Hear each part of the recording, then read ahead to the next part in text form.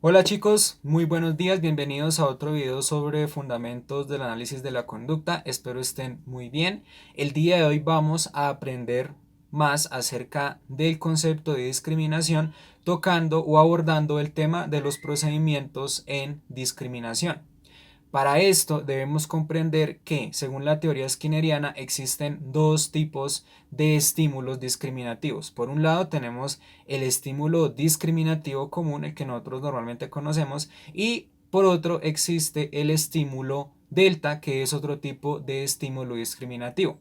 Ambos estímulos discriminativos van a funcionar de formas diferentes y pues las vamos a definir a continuación. El estímulo discriminativo es un estímulo discriminativo en cuya presencia la respuesta de un sujeto va a recibir reforzamiento. El estímulo delta es un estímulo discriminativo en cuya presencia la respuesta del sujeto no va a recibir reforzamiento. El estímulo delta no refuerza, el estímulo discriminativo sí refuerza. ¿Y a qué llevo con todo esto? Llevo la idea de explicarles, pues obviamente, que los sujetos podemos discriminar estímulos discriminativos o estímulos delta. Y esto pues viene a partir de las explicaciones de Skinner en sus observaciones en el laboratorio cuando colocó a un ave,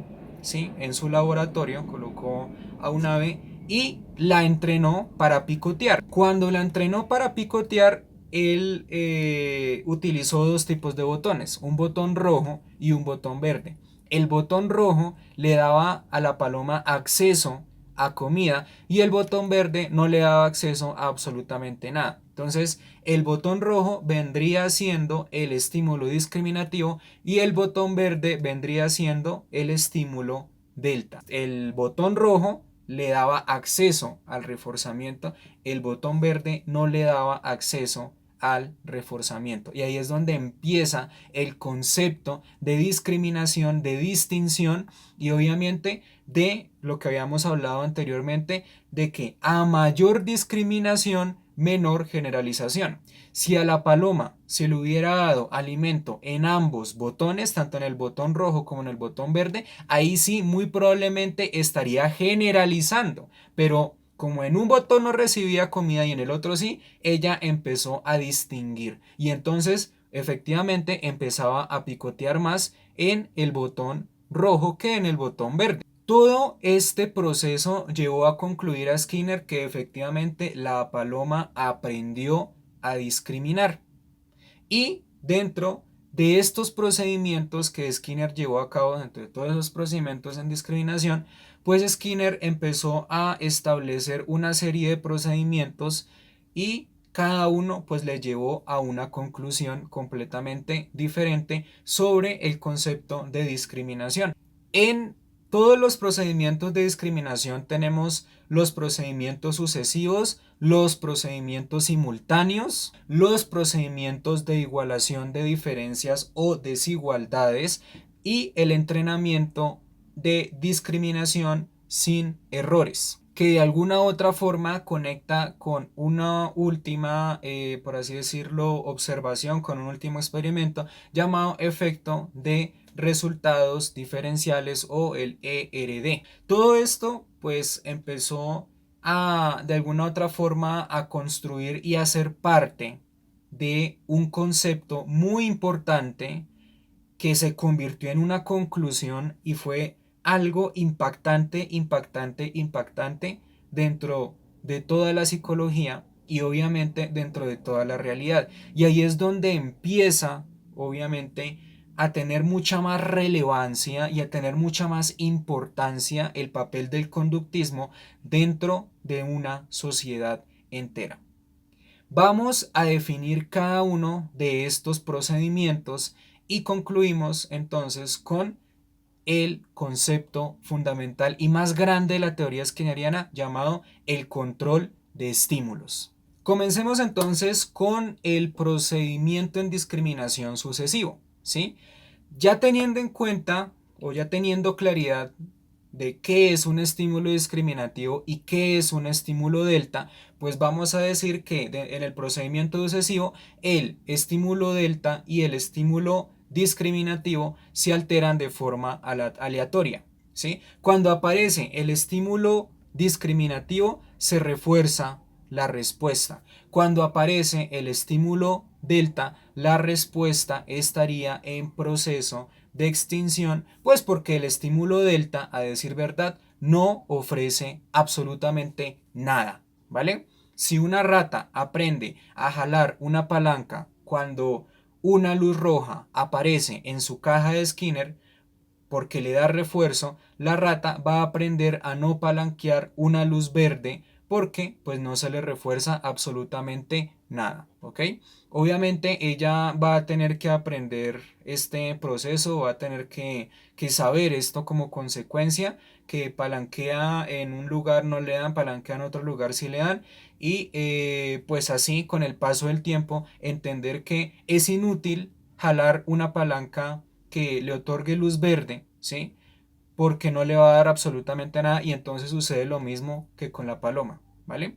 Esto es el procedimiento sucesivo. El estímulo delta y el estímulo discriminativo se alternan de forma aleatoria y se le enseña al sujeto, en este caso un animal, a palanquear para recibir algo y a palanquear para no recibir algo y como consecuencia pues él, de acuerdo a su selectividad y a su discriminación, pues sabe qué palanca jalar para recibir el reforzador.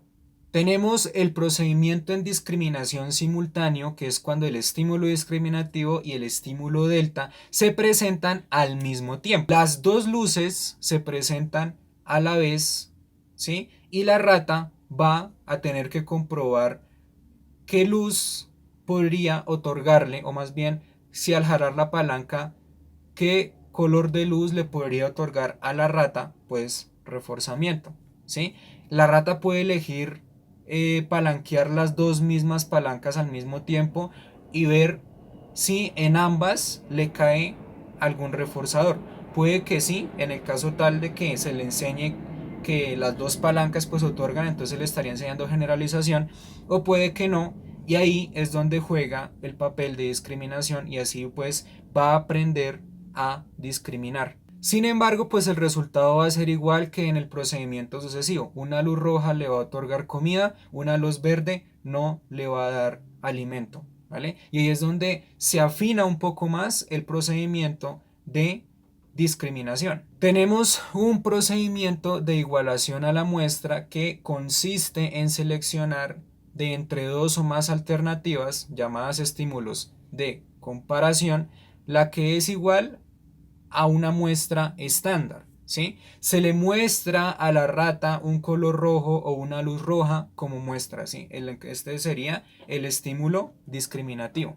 Después de un minuto se abren diferentes palancas. Se abre una palanca de color verde, se abre una palanca de color azul, se abre una palanca de color amarillo y se abre una palanca de color rojo. Si la muestra es el color rojo, la rata tendría que jalar la palanca de color rojo para recibir reforzador. De lo contrario, si jala la azul, si jala la verde, si jala la amarilla, la rosa no va a recibir absolutamente nada. Y ahí es donde se le estaría enseñando nuevamente el proceso de discriminación. En esencia, la rata va a tener que escoger cuál de esas palancas iluminadas se parece a la muestra inicial. Si jala la palanca roja, pues obviamente va a recibir refuerzo. Si jala las demás palancas que no son iguales a la muestra, pues no va a recibir absolutamente nada. Tenemos un cuarto procedimiento que es el procedimiento de igualación de diferencias o desigualdad, que consiste en elegir una muestra opuesta a la muestra estándar, es decir, una muestra diferente a la muestra que uno le están mostrando. Ejemplo, si a mí me muestran el color rojo, pues yo podría elegir el color verde, ¿vale? Tiene que ser una muestra opuesta a la muestra estándar y se le refuerza por esto, ¿sí? Se le refuerza por distinguir. Obviamente, si yo le muestro un color rojo y me elige el color rojo, pues no le voy a reforzar y ahí estaría jugando un papel fundamental el estímulo delta. Un quinto entrenamiento o un quinto procedimiento es el entrenamiento de discriminación sin errores, que es presentar el estímulo discriminativo y reforzar las respuestas apropiadas y no presentar el estímulo delta por periodos muy cortos de tiempo. Los errores tienden a excitar respuestas indeseables y también respuestas emocionales, y la idea es más bien presentar un estímulo discriminativo y reforzar las respuestas apropiadas ante ese estímulo discriminativo, y no presentar demasiado o muchas veces el estímulo delta, porque entonces el sujeto aprendería a equivocarse, y la idea es que no se equivoque, que las equivocaciones sean, por así decirlo, intermitentes, pero no continuas, porque entonces va a confundirse y va a aprender dos cosas completamente diferentes, ¿sí? Dos cosas, y la idea es que aprenda una sola, y es a distinguir. En este orden de ideas, entrenar sin errores implica que el sujeto mire el estímulo delta no como algo aversivo, no como algo que le afecte emocionalmente, sino simplemente como un estímulo más y como una situación que puede resolver fácilmente, ¿correcto? Se aprende a adquirir mayor precisión a la hora de actuar y ser reforzado por esto. Tenemos el efecto de los resultados diferenciales, o el ERD, que es cuando se pone a elegir al sujeto entre un estímulo discriminativo y entre otro estímulo discriminativo que tiene dos reforzadores distintos, y se estudia por qué reforzador irá en el futuro, ¿sí? ¿Qué botón oprimirá más y cuál botón oprimirá menos? Esto depende de las necesidades fisiológicas que tenga el individuo, ¿sí? En este caso, como estamos hablando de ratas, podemos imaginar a una rata que se ha privado de comida o se ha privado de apareamiento, ¿sí? Vemos qué necesidad fisiológica podría tener la rata en el momento en que se le aparezcan los dos estímulos una vez que oprime las palancas, y así pues concluir en términos de valor qué es del gusto o preferencia de la rata, si la comida o efectivamente el sexo, ¿sí? La reproducción. Igual, si privamos a una rata de alimento y la privamos de agua, pues la rata oprimirá el botón que más le convendría, ¿sí? Si tiene mucha hambre, pues oprime el botón de la comida, y si no tiene tanta sed, pues entonces no va a oprimir el botón de la sed, y ahí va a quedar el botón de la sed, ahí va a quedar el agua guardada, porque la rata va a preferir comer, comer, comer y comer. ¿Listo? Ese sería el ERD. Y pues bueno, todo esto nos va a llevar al punto, al punto trascendental de toda esta teoría skinneriana, que es el control de estímulos, ¿sí? Cuando un sujeto aprende a comportarse ante la aparición de un estímulo específico, eso es control de estímulos, ¿correcto? Si este estímulo desaparece o no está presente, el sujeto deja de comportarse. Y en el mundo entero tenemos un control de estímulos constante.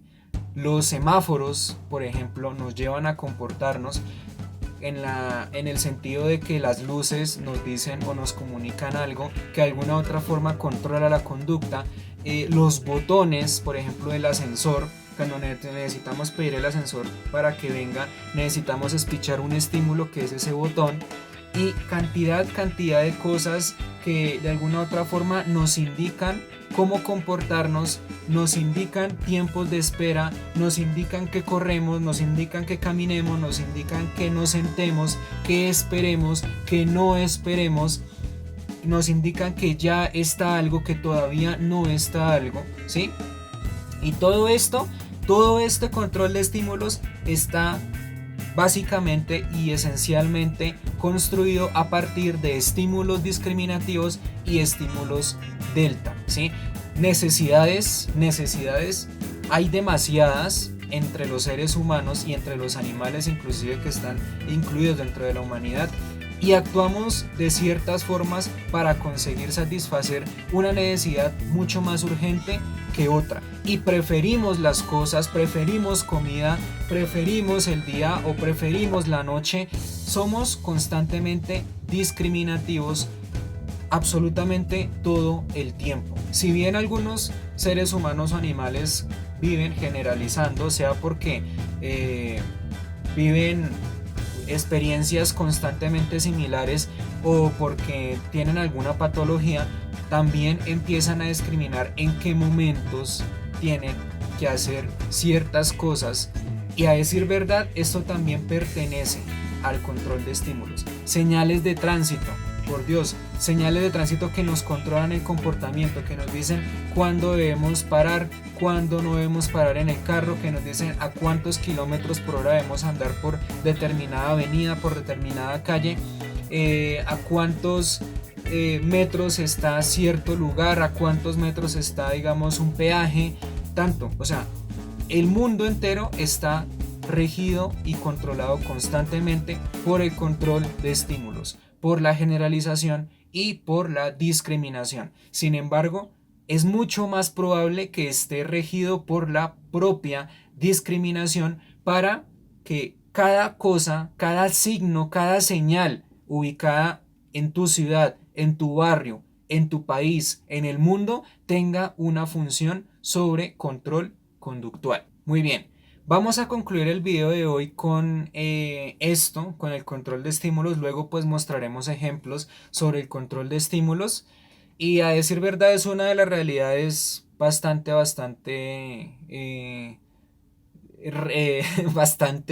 fuerte, ¿sí? Con respecto a la teoría skinneriana, y es una de las razones por las cuales se le da la razón a Skinner sobre su filosofía, y contrastándolo con la realidad pues es algo que es inevitable, ¿sí? Siempre vamos a estar regidos por estímulos que se nos presenten, inclusive en nuestro hogar, en nuestro espacio. Nosotros creamos nuestros propios estímulos para responder y no responder, para distinguir o para generalizar. Chicos, muchísimas gracias por su atención, que Dios los bendiga, que estén muy bien, y espero pues que este tema les haya quedado bastante claro. Ya con esto concluimos el tema de generalización y discriminación, y espero pues que de verdad haya sido de su agrado y espero que hayan entendido, ¿vale? Chao pues, y que estén muy bien.